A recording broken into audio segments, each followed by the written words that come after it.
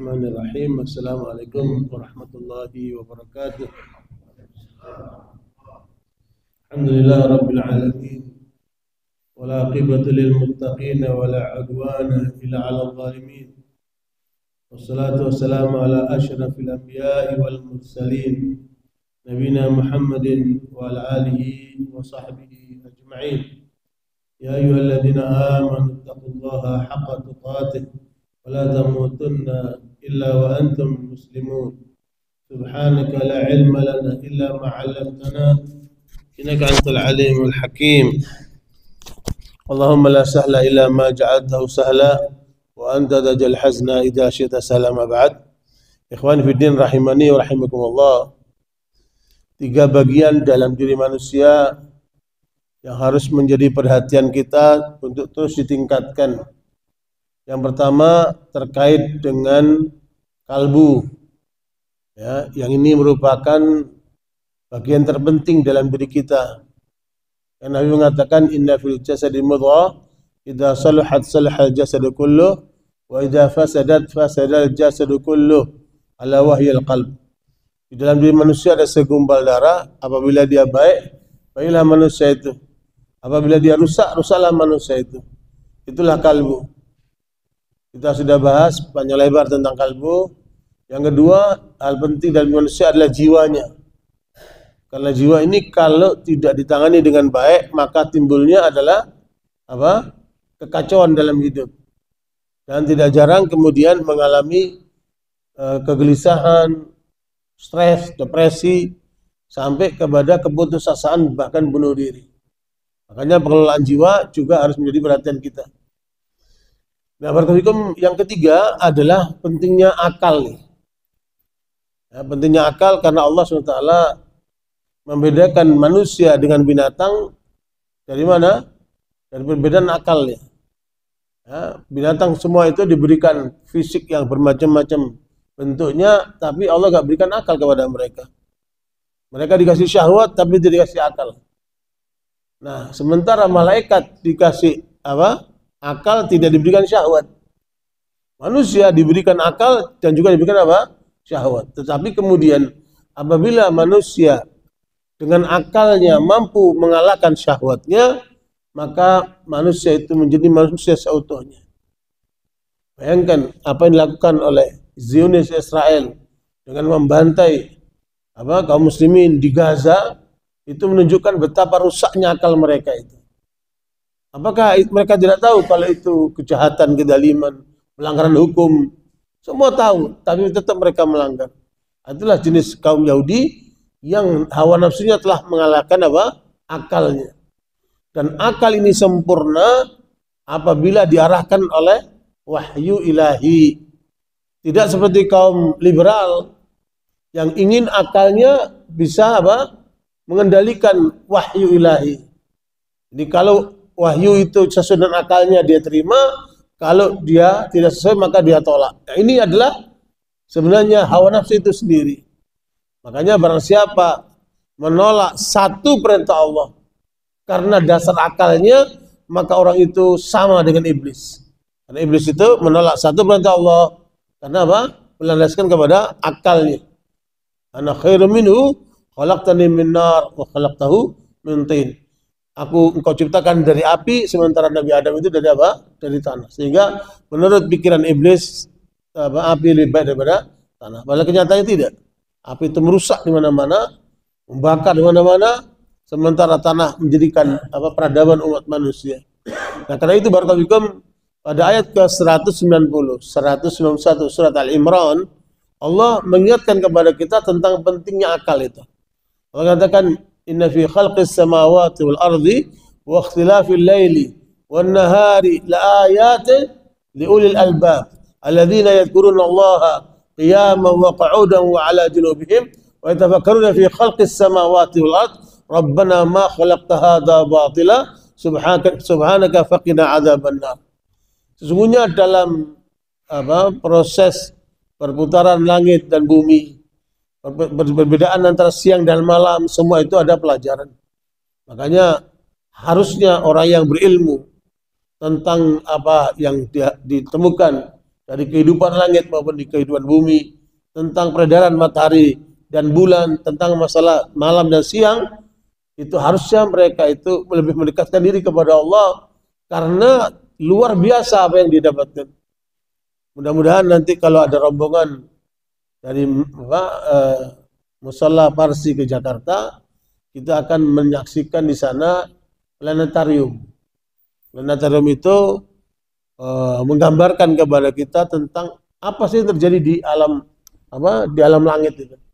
Bagaimana tata surya, ya, matahari bagaimana bekerjanya, bulan bagaimana bekerjanya, kemudian bintang-bintang bagaimana bekerjanya. Itu ditunjukkan secara dekat di mata kita, diterangkan segala macam yang kita akan katakan dengan decak kagum. Subhanallah, dari miliaran bintang-bintang itu tidak ada yang berbenturan, masing-masing berjalan dengan apa? Dengan porsinya.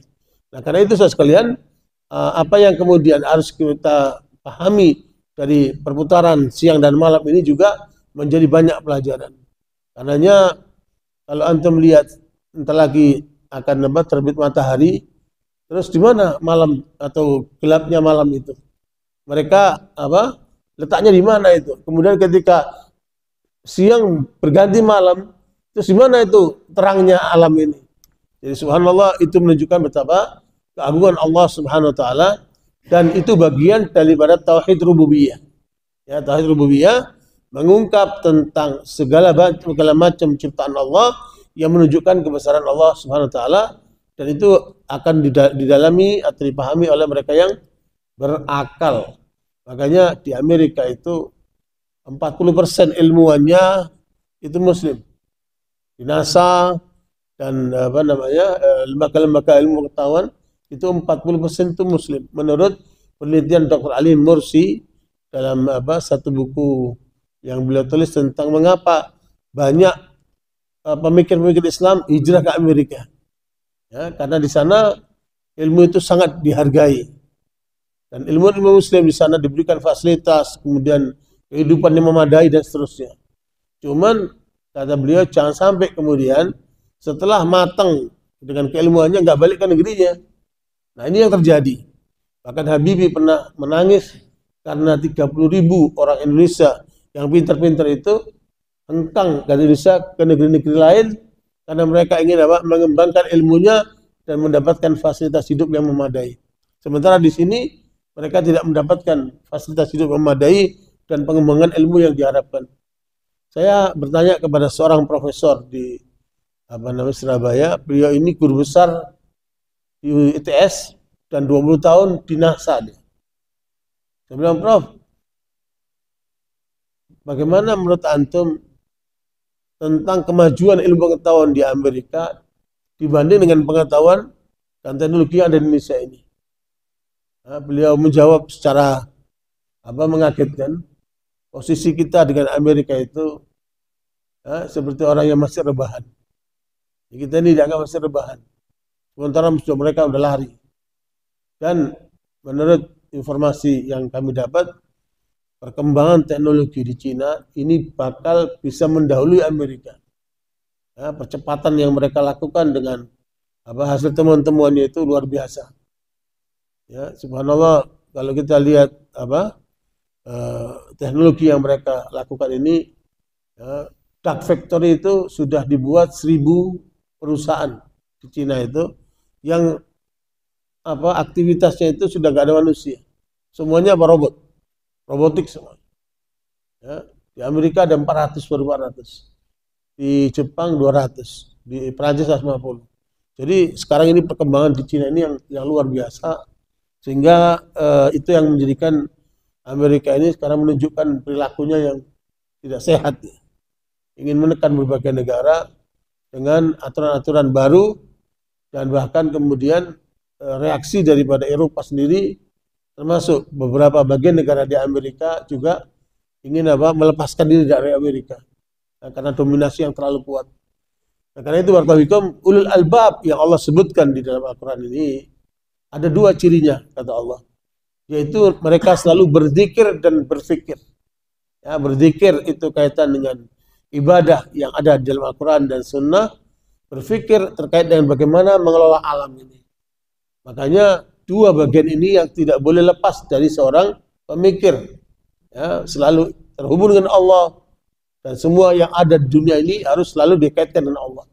Dan tidak ada satupun bagian dari ciptaan Allah ini yang diciptakan sia-sia. Ya, wa fi anfusikum afala tubsirun. Dalam dirimu, apakah kamu tidak melihat, kata Allah. Coba antum melihat kerja daripada pori-pori ini. Ya, termasuk yang menakjubkan ini kerja pori-pori ini. Ketika antum olahraga, maka keluarlah keringat dari tubuh antum. Itu apa itu? Air.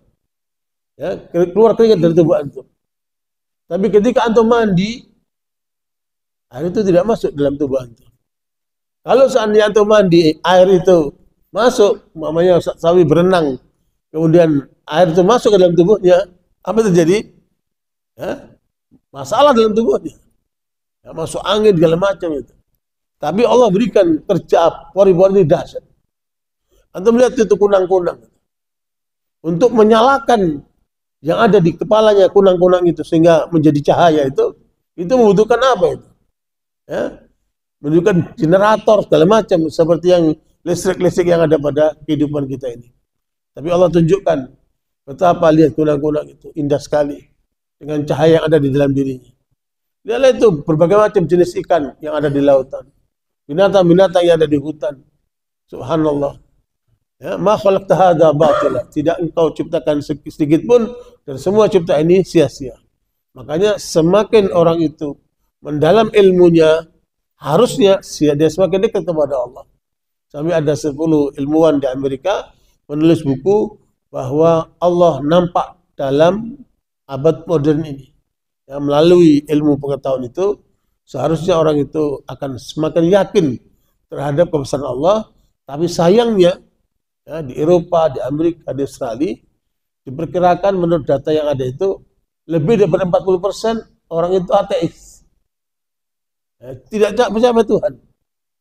Dan ada yang namanya D, yaitu kelompok yang yakin dengan Tuhan, tapi nggak yakin dengan agama. Ya, karena memang perjalanan agama, terutama agama Kristen di Barat itu mengalami benturan-benturan, sehingga Galileo kemudian sampai disiksa karena pandangannya berlawanan dengan doktrin gereja.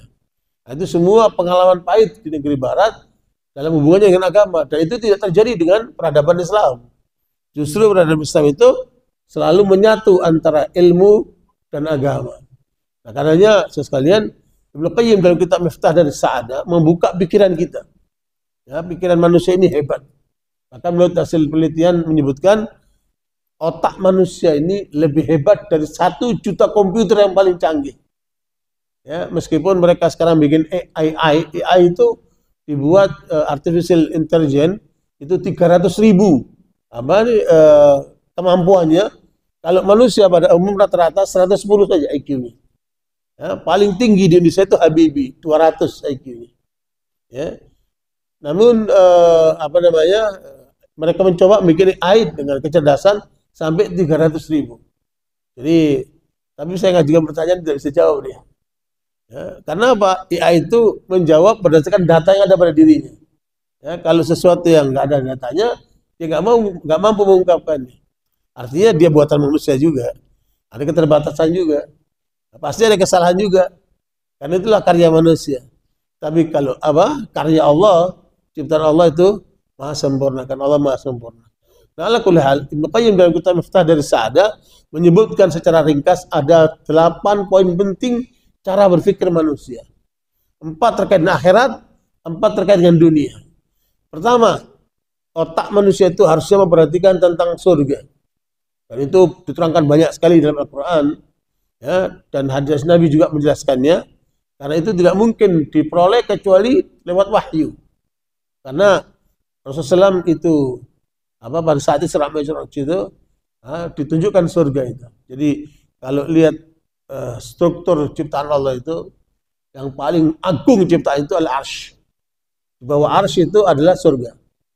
Di bawah surga itu ada Sidratul Muntaha. Di bawah Sidratul Muntaha itu ada Al-Baitul Ma'mur. Ya, baru kemudian 7 langit. Nah, Nabi Ibrahim itu adanya di Baitul Ma'mur. Malaikat Jibril di atasnya sehingga pada saat Sidratul Muntaha tidak mampu lagi menembus ke atasnya. Hanya Nabi Muhammad SAW diberikan sampai ke atas itu. Sehingga Nabi tunjukkan surga dan apa yang ada di surga itu. Makanya ketika seseorang mendengar informasi, ya, mungkin masih kurang dari 100% nilainya. Tapi ketika dia menyaksikan informasi itu, maka apa? Semakin meyakinkan namanya apa? Ainul yakin. Nah, kemudian sampai kepada tingkatan hakul yakin. Nah, karena itu Rasulullah sudah tunjukkan surga oleh Allah. Semakin memantapkan dirinya. Sampai Nabi mengatakan, kalau kamu mengetahui yang aku ketahui, maka kamu akan sedikit tertawa dan banyak menangis. Ya, karena apa? Apa yang menjadi tanggung jawab di akhirat itu sangat berat sekali. Dan ini yang paling banyak dilupakan oleh manusia. Jadi pertama, kenali surga. Yang kedua, jalan-jalan menuju surga. Ini cara berpikir yang apa? Yang benar nih. Ya. Kemudian kenali neraka dan jalan-jalan menuju neraka. Makanya pertanyaan para sahabat paling banyak tentang hal-hal seperti ini.